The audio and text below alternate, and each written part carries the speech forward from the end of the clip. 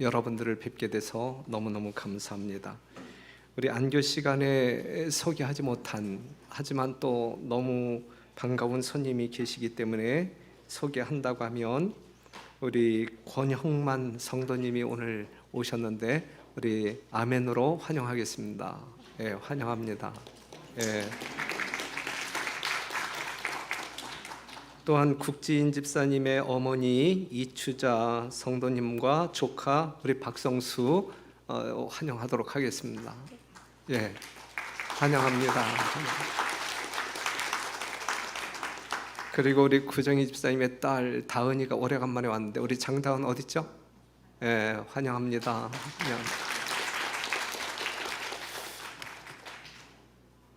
오늘 이 시간에는 정말이지 농담이 아닙니다, 이 제목으로 말씀을 좀 나누려고 합니다.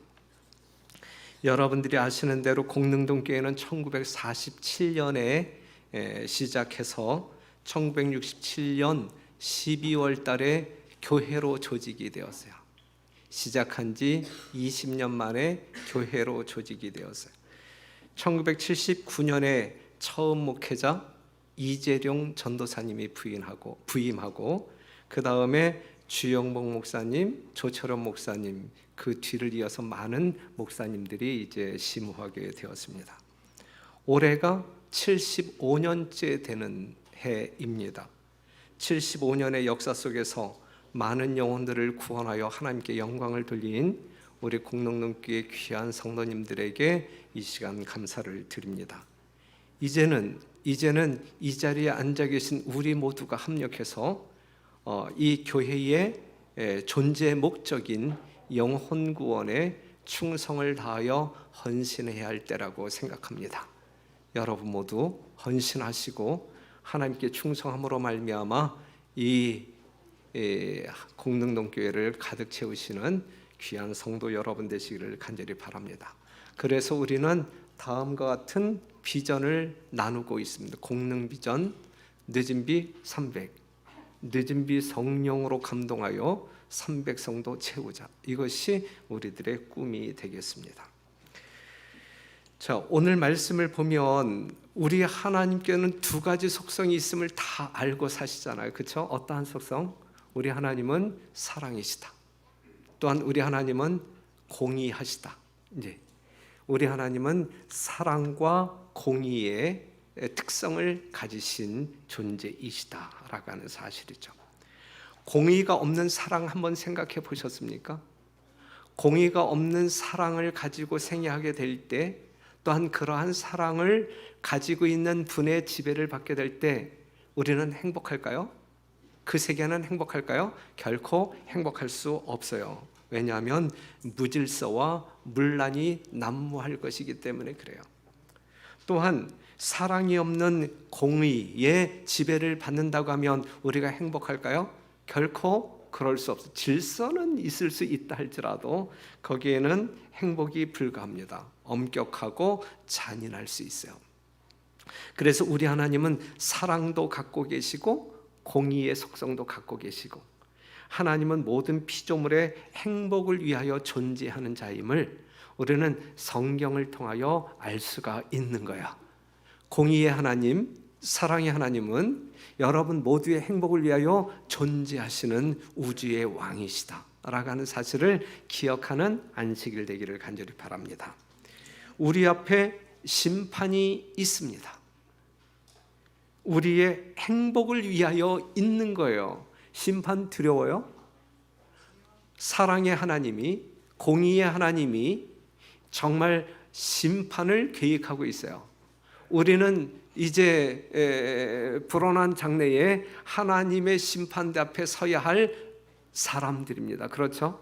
그 심판대 앞에 설 수밖에 없는, 서야 할 우리들 마음 가운데 정말 기대되는 마음이 있을까? 아니면 두려운 마음이 앞설까? 어떠한 마음이에요, 여러분들은?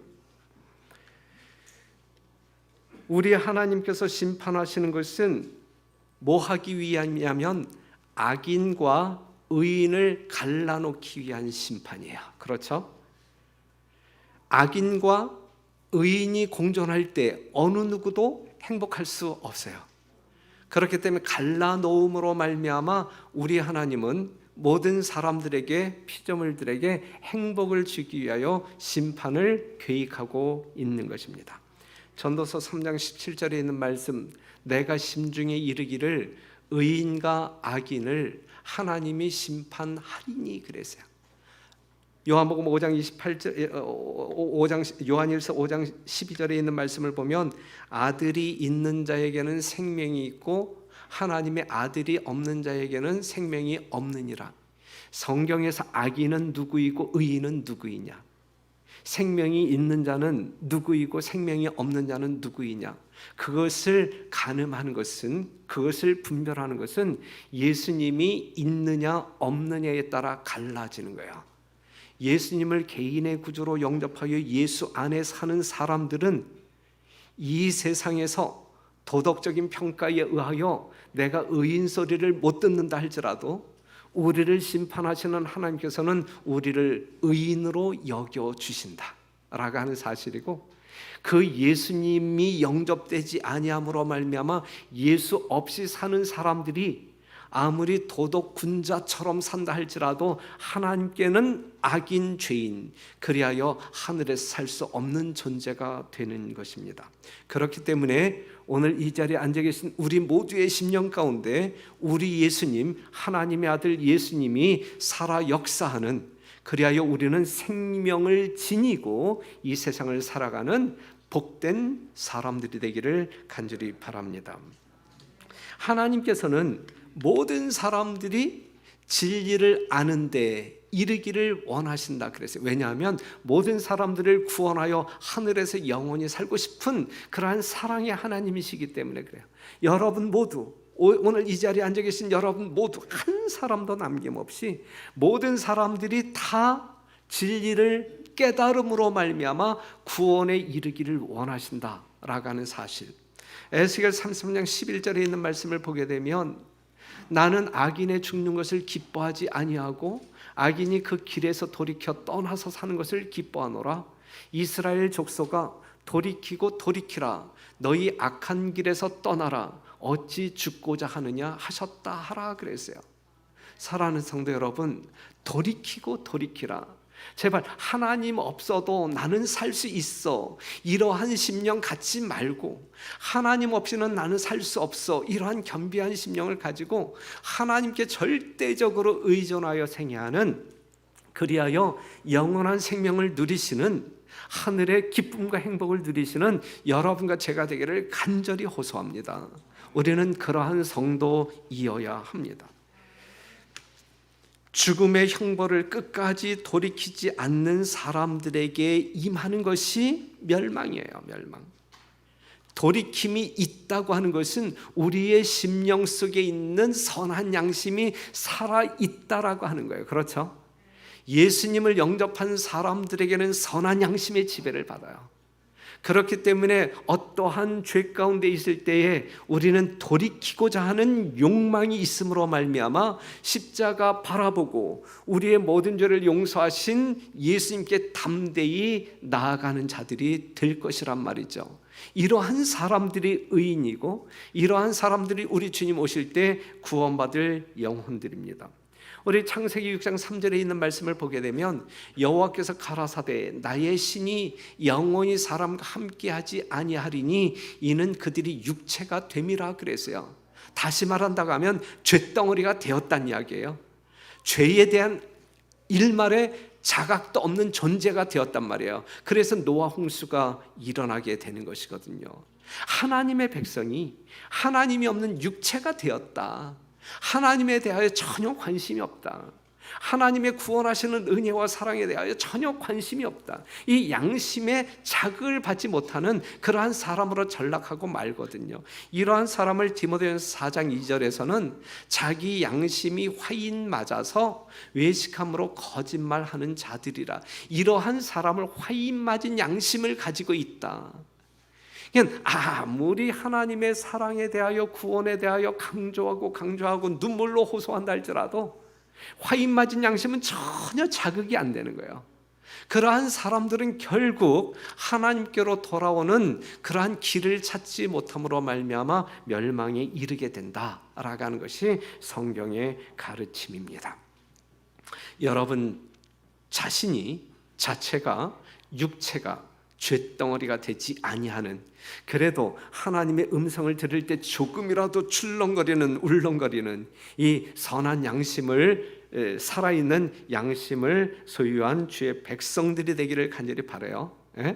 쇳덩어리가 된 인류를 심판하기 위하여 우리 주님께서는 두 가지 사건을 통하여 우리에게 말씀해 주고 있는데, 물의 심판 노아 홍수, 불의 심판 소돔과 고모라 성.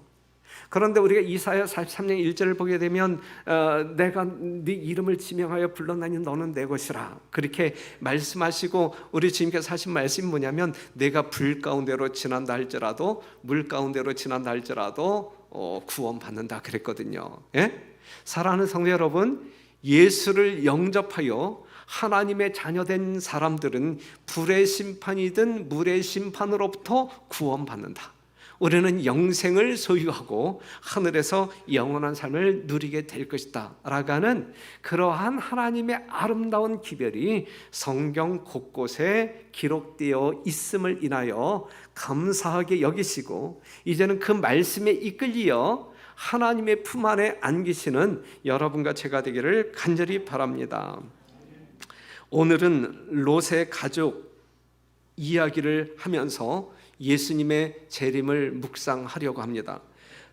누가복음 17장 28절에 있는 말씀을 보게 되면 예수님께서는 예수님의 재림의 때를 노아의 때와 같을 것이라 그랬고, 또 어떠한 때와 같을 것이라 그랬어요? 롯의 때와 같을 것이다 그랬어요. 롯의 때와 같을 것이다.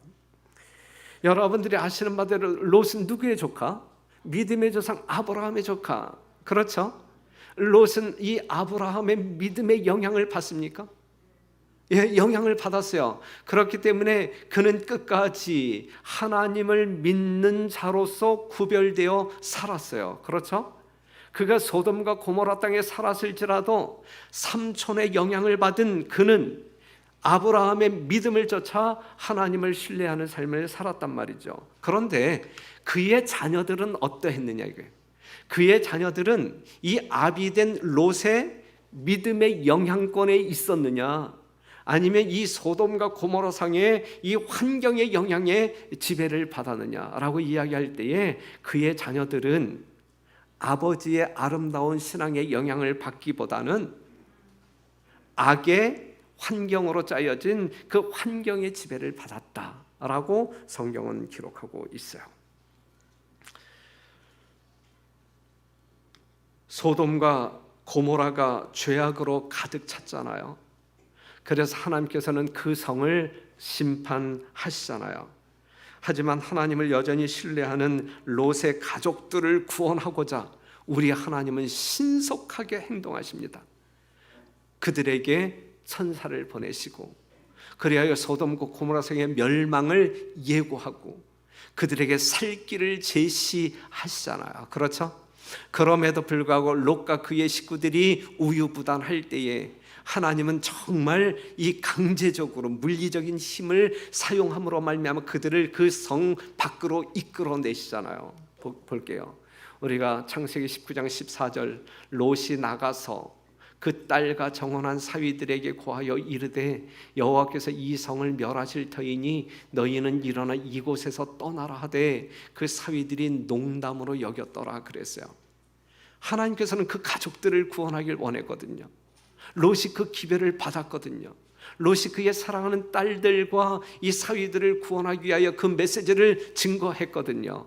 하지만 이 악의 환경의 지배를 받는 그 사위들의 반응이 어떠했어요? 하나님의 거룩한 진리, 그들을 살리기에 충분한 이 생명의 말씀을 들었을 때에 웃기네, 농담으로 여겼어요. 창세기 19장 15절, 동틀 때에 천사가 롯을 재촉하여 가로되 일어나 여기 있는 내 아내와 두 딸을 이끌라, 이 성의 죄악 중에 함께 멸망할까 하노라 그랬어요. 이제 정말 이 심판의 기별을 받아들이지 아니하는, 농담으로 여기는 그 사위들과 딸 포기한다 할지라도 너희들만이라도 살아라, 너희들만이라도. 예? 그래서 그들을 성 밖으로 이제 이끌어내잖아요. 창세기 19장 17절, 그 사람들이 그들을 밖으로 이끌어낸 후에 천사들이 이 물리적인 힘으로 정말 지지부진하고 있는, 우물쭈물하고 있는 그들을 끌어내어 성 밖으로 이끌어냈단 말이에요. 그리고 정말 간곡하게 당부하기를, 도망하여 생명을 보존하라. 재빨리 도망하여 생명을 보존하라. 돌아보거나 들에 머무르거나 하지 말고 산으로 신속히 도망하여 멸망함을 면하라 그랬어요. 그런데 19장 26절에 있는 말씀을 보게 되면, 롯의 아내는 뒤를 돌아본 고로 소금 기둥이 되었더라. 이렇게 이제 죽게 되잖아요. 그렇죠. 우리 이제 이 창세기 19장에 있는 말씀을 보게 되면 세 부류의 사람을 발견할 수 있어요. 그렇죠? 예, 롯의 큰 딸들과 사위들 성 안에 머물러 있었어요. 그렇죠? 아버지의 기별을 농담으로 여겨 불로 멸망할 수밖에 없는 성 안에 남아 있게 되었어요. 그 다음에 롯의 아내, 성 밖에 나오기는 나왔지만 성 밖에서 죽었어요. 죽었어요. 그 다음에 롯과 작은 두 딸은 구출함을 받았다. 사랑하는 성도 여러분, 창세기 19장 14절을 다시 읽으면, 롯이 나가서 그 딸과 정혼한 사위들에게 고하여 이르되, 여호와께서 이 성을 멸하실 터이니, 멸망할 터이니 살기 위하여 너희는 이곳을 떠나라. 함께 떠나자. 간곡하게 부탁했어요. 그랬을 때 그 사위들은 어떻게 여겼더라? 농담으로 여겼더라. 성도 여러분, 농담이 아니에요. 정말이지 농담이 아니에요. 농담이 아니에요. 그들이 살 수 있는 유일한 길을 지금 제시하고 있는, 다른 방법이 없어요. 살기 위해서는 다른 방법이 없어요. 딸과 정혼한 사위들에게 경고했을 때 그들은 농담으로 여겼어요. 딸들은 어떻게? 마찬가지.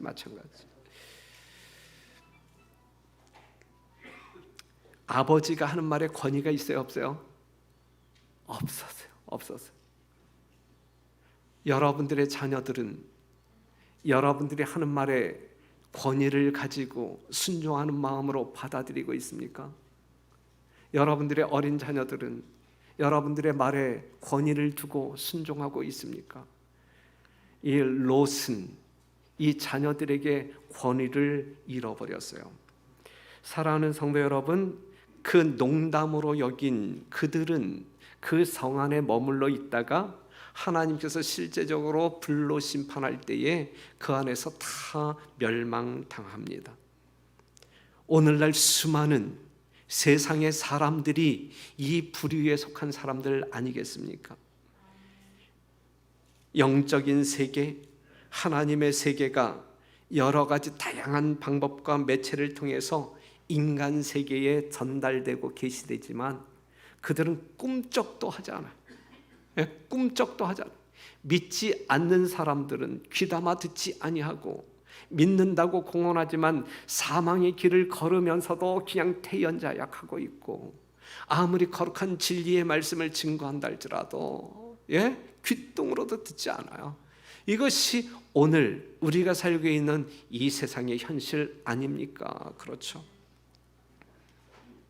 유대 민족과 그들의 역사를 통하여 하나님의 살아계심을 증거했지만, 하나님의 신비스러운 능력을 묵상할 수 있는 어떤 그 창조물들을 통하여 하나님의 신성을 보여주었지만, 역사적 실존 인물이신 그리스도의 신비스러운 십자가의 죽음을 보여줌으로 말미암아 하나님의 사랑이, 그리고 구원의 방법이 이러하다라고 적나라하게 이야기했음에도 불구하고 이 세상은 꿈쩍도 하지 않아요. 하나님의 세계와 접촉할 수 있는 매우 쉽고 확실한 성경 말씀이 그들에게 펼쳐지고 있지만 그들의 굳은 양심은 조금도 요동함이 없어요. 이러한 확실한 증거에도 불구하고 대부분의 사람들은 하나님이 부르시는 사랑의 초청을 거절하고 있어요. 불로 멸망할 수밖에 없는 세상 가운데 그대로 남아있단 말이죠. 그들을 바라보시는 여러분들의 심령은 어떠합니까? 그들을 바라보는 하나님의 심령은 어떠할까? 그 하나님의 심령이 오늘 여러분들의 심령이어야 되지 아니할까? 그렇다고 하면 우리는 더 간절한 마음으로 정말 알아듣지 못하는 그들에게, 들으려고 하지 아니하는 그들에게 일지라도 우리는 하나님의 말씀을 증거해야 되지 아니할까? 노아 당시 사람들이 홍수가 올 것이라는 생소한 말을 불신했듯이 오늘날 세상 대부분의 사람들은 하나님의 오심을, 예수님의 재림을 그들은 농담으로 여기고 있어요.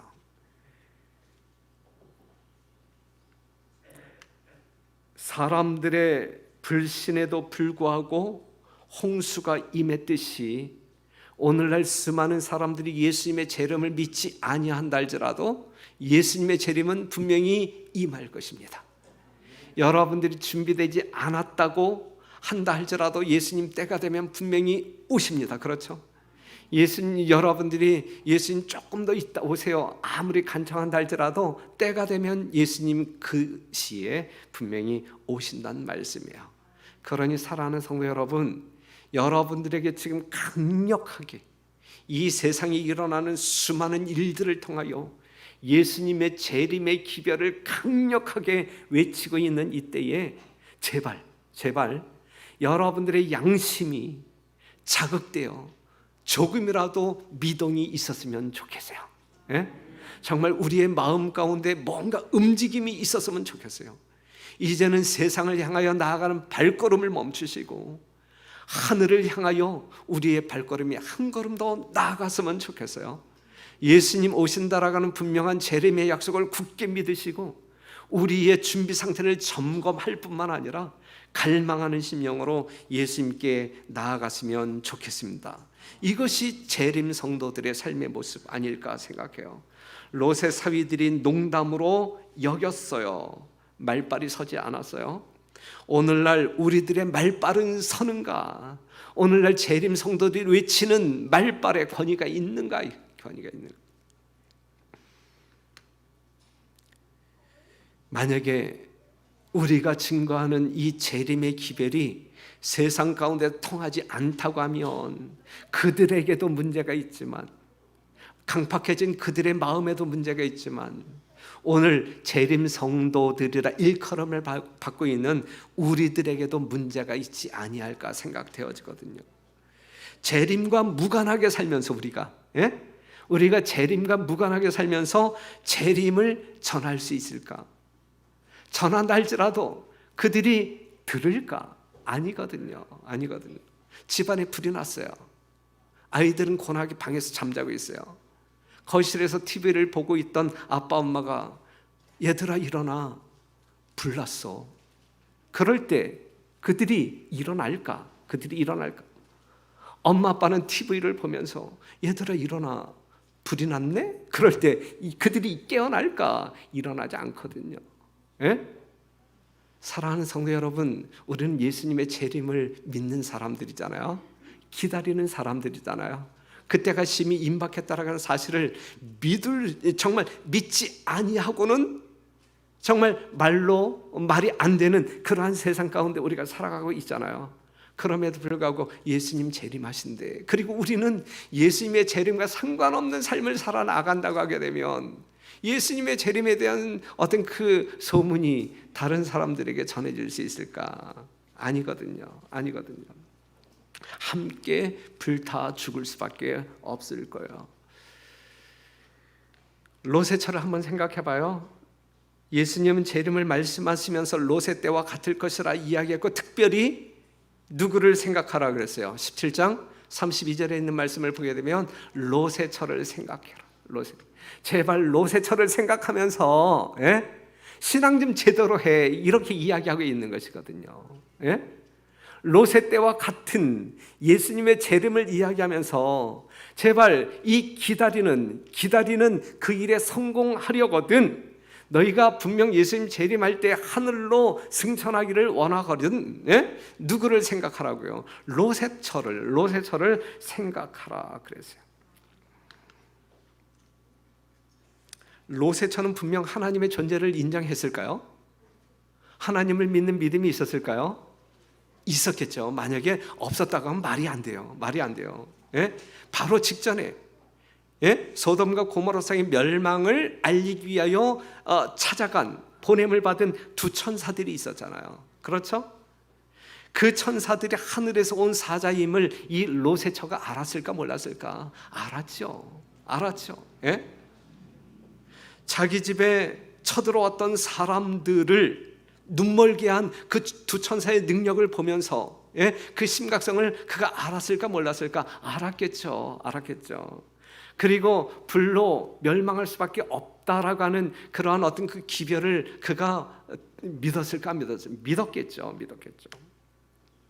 충분히 정신 차릴 수 있는 자극이 주어졌고 믿을 수 있는 증거들이 주어졌음에도 불구하고 그가 어찌하여 성공하지 못했을까? 도망쳐 살아야 할 그가 살지 못하고 죽었을까? 그 이유가 무엇일까? 그 사람들이 그들을 밖으로 이끌어낸 후에 이르되 도망하여 생명을 보존하라. 돌아보거나 들에 머무르거나 하지 말고 산으로 도망하여 멸망함을 면하라 그랬어요. 돌아보지 말고 그냥 냅다 달려. 이렇게 이야기했음에도 불구하고 그것이 사는 길이야 라고 이야기했음에도 불구하고 롯의 처는 어떻게 했느냐고요? 뒤를 돌아봤단 말이죠. 예수님께서 이르실 때 손에 쟁기를 잡고 뒤를 돌아보는 자는 하나님 나라에 합당치 아니하니라 그랬어요. 우리는 하나님 나라에 합당한 사람들이어야 하늘에서 살 수 있을 거 아니에요. 그렇죠?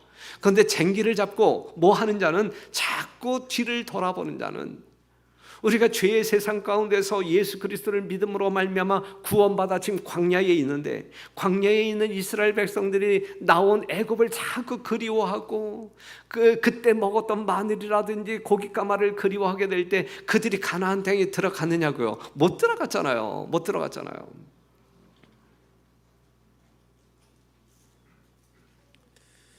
그래서 롯의 아내는 뒤를 돌아본 거로 소금 기둥이 되었다 그랬어요. 사랑하는 성도 여러분, 롯의 아내는 뒤를 돌아본 거로 죽었다. 왜요? 그는 왜 뒤를 돌아보았을까요? 불구경하고 싶어서? 왜 뒤를 돌아보았을까? 그 여자의 몸은 들에 나와 있었지만 마음은 소돔에 달라붙어 있었으므로 그것과 함께 멸망하였다 그랬어요. 우리 하나님께서는 심판하실 때 여러분들의 마음을 살피셔요. 여러분들이 행동한 그 동기가 어떠하신지 하나님은 살피신단 말이에요. 그런 사람 아무도 없겠지만 만에 하나 지금 이 순간 여러분들의 몸은 지금 교회 안에 와 있잖아요. 그렇죠? 그런데 지금 여러분들의 생각과 마음이 세상 가운데 집착되어 있다고 하면 롯의 아내와 똑같은 사람들이란 말씀이죠. 살 뻔하다가 죽었어요. 누가? 롯의 아내가. 롯의 아내처럼 우리가 신앙생활을 하게 될 때 우리는 살 뻔하다가 죽을 수밖에 없는 운명에 처하게 될 것이다 라고 하는 사실이죠. 그렇기 때문에 롯의 처를 생각하라 그랬어요. 롯의 처를 생각하면서 뭘 배우자는 이야기예요? 몸과 마음이 함께 가야 되는 거예요. 몸 따로 마음 따로 가서는 안 된다는 이야기예요. 무슨 말씀인지 이해가 되시죠? 진실한 하나님의 마음에 합한 신앙생활이 오늘 여러분과 저의 삶 가운데 증거되기를 간절히 바랍니다. 그 열매를 우리 하나님이 보시고 기뻐하시는 그러한 순간이기를 간절히 바랍니다. 예수 믿고 구원받아 하늘로 여행하는 우리들 아니겠습니까? 그렇다고 하면 우리가 뒤를 돌아보지 아니하고 세상 등지고 십자가 바라보며 앞으로 전진해야 되지 않겠습니까? 제발 하나님의 구원하시는 사랑을 믿고 하늘로 전진하는 여러분 되시기를 간절히 바랍니다. 네. 안교 시간에서도 말씀드렸지만 지금 이 자리 정말 몇 분들을 보게 되면 상당히 눈물겨운 감동이 있어요. 그렇죠? 예? 우리 김진영 장로님 한번 보세요. 우리 김총자 집사님 보세요. 우리 이병교 집사님 보세요. 예, 이분들 지금 이 표정으로는 내생 안 하고 있지만 지금 상당히 감내하고 있는 거예요. 예? 고통을 감내하고 있어요. 이분들이 이렇게 길게 앉아 있을 수 있는 그러한 어떤 그 건강을 갖고 있지 않거든요. 예? 그럼에도 불구하고 정말 안식일을 기억하여 그 하나님을 사모하는 심령으로 예배하기 위하여 이 전을 구별했다라는 것은 우리들에게 아주 뭉클한 감동을 줍니다. 예, 정말 오늘은 저에게 말할 수 없는 감동과 행복이 있는 안식일입니다. 마태복음 16장 26절에 있는 말씀, 사람이 만일 온 천하를 얻고도 제 목숨을 잃으면 무엇이 유익하리요? 사람이 무엇을 주고 제 목숨을 바꾸겠느냐 그랬어요. 격언과 같은 진리의 말씀이에요. 분명한 말씀이에요. 여러분들이 온 천하를 얻는다 할지라도 영원한 생명을 잃어버리면 예수 없이 불의 심판을 받고 멸망한다고 하게 되면 지금 우리가 이 땅에서 호의호식을 한다 할지라도 무궁한 영광을, 권세를 누린다 할지라도 그것이 무슨 소용이 있겠느냐라고 말씀하고 있는 것이거든요. 그러니 예수 그리스도의 이름을 믿음으로 말미암아 하나님께서 주신 구원, 영원한 생명을 소중히 여기는, 아주 소중히 여기는, 이것을 결코 빼앗길 수 없는 가장 귀한 보물로 여기는 여러분과 제가 되기를 간절히 바랍니다.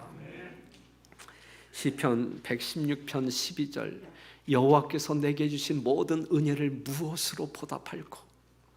내가 구원의 잔을 들고 여호와의 이름을 부르며 여호와의 모든 백성 앞에서 나의 서원을 여호와께 갚으리로다. 이러한 심령으로 매 순간에 우리의 신앙 여정이 펼쳐진다고 하면 우리는 복된 사람 중에 복된 사람이다. 쳐다보면 죽어가는 자도 살리는 것이 있고 쳐다보면 산 자도 죽게 하는 것이 있어요. 그렇죠? 예? 쳐다보면 무엇을 쳐다보느냐에 따라 죽어가는 사람도 살리는 것이 있고 산 자임에도 불구하고 죽게 만드는 것이 있단 말이에요. 그렇기 때문에 여러분들은 무엇을 보느냐? 무엇을 보아야 하느냐? 무엇을 보아야 하느냐? 히브리서 12장 2절에 있는 말씀, 믿음의 주여 또 온전케 하시는 이인 예수를 보자. 황금 덩어리가 보인다 할지라도 황금 덩어리 보지 말고 누구를 보자? 믿음의 주여 또 온전케 하시는 이인 예수를 보자. 그것이 살 길이기 때문에 그래요. 그것이 살 길이기 때문에. 요한복음 1장 29절 가로되 보라 세상 죄를 지고 가는 여러분들을 살리시기 위하여 여러분들의 죄를 대신 짊어지시고 십자가의 죽음을 향하여 나아가시는 예수님을 보자. 거기에 우리의 구원이 있단 말이에요. 그 예수님을 바라볼 때 우리는 살 수 있단 말이에요.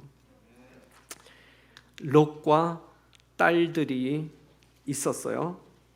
이들이 구원받았어요. 그렇죠? 구원받았어요. 그들은 천사의 말을 따라 순종하여 뒤를 돌아보지 않고 목적지까지 달려갔어요. 소돔과 고모라 성이 불타오를 때에도 그 자식들이 그 안에서 정말 어떤 그 멸망 가운데 있다 할지라도 하나님의 말씀을 분명히 붙잡고 순종하여 달려간 그들은 생명을 보존했어요.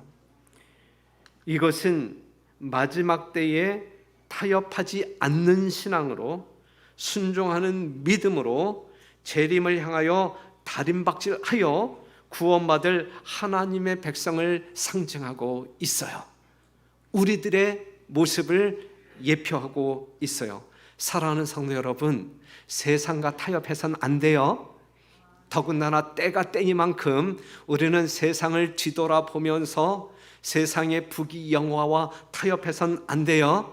그것은 정말 택한 자들을 미혹하기 위하여, 여러분들을 삼키기 위하여 사단이 던져놓는 미끼에 불과해요. 그 미끼를 여러분들이 삼키면 안 돼요. 순종하는 믿음으로 재림을 향하여 다림박질 치는 여러분과 제가 되기를 간절히 바랍니다.